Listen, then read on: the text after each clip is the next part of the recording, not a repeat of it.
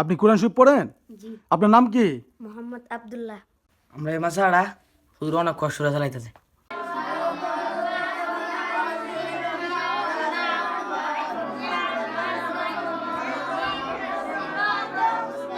আসসালামু আলাইকুম। সবাই ভালো আছেন? আপনারা ভালো আছেন?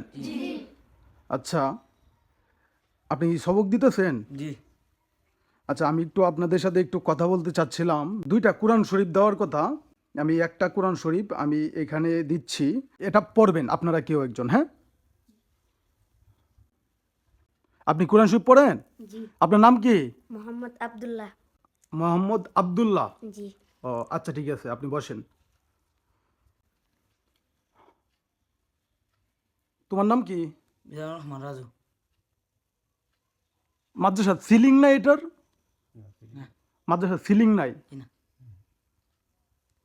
আমরা এই মাসে আড়া হুজুর অনেক কষ্ট করে চালাইতেছে।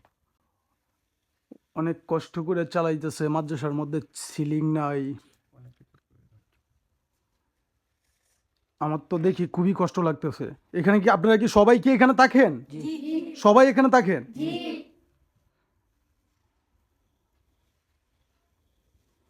আচ্ছা, এখন বিষয়টা হচ্ছে, আপনারা যে যেখান থেকে এই ভিডিওটা দেখতেছেন আপনারা একটু শেয়ার করে দিবেন এই মাদ্রাসাটার জন্য। একটা প্রতিষ্ঠান চালাইতে গেলে অনেক কষ্ট হয়, অনেক পরিশ্রম হয়। একার পক্ষে একটা প্রতিষ্ঠান চালানো সম্ভব না। আর বিশেষ করে একটা মাদ্রাসা, আর মাদ্রাসা বলতে গেলে এটা সবার। এখান থেকে যারা পড়াশোনা করে যাচ্ছে তারা কিন্তু কোরআনের হাফেজ অথবা বিভিন্ন ধরনের আলেম উলামা আরও অনেক কিছু হইতে পারে না? ঠিক কি কি হয় মেলা কিছু যেমন একটু বলেন তো? মাওলানা, হাফেজ, মুফতি, কারি, মুহাদ্দিস। আমার আপনার সকলেরই সন্তান এখানে আছে, কারো না কারো সন্তান। এই মাদ্রাসাটা কাজ, হুজুর কাজ কি চলতেছে? কাজ চলতেছে।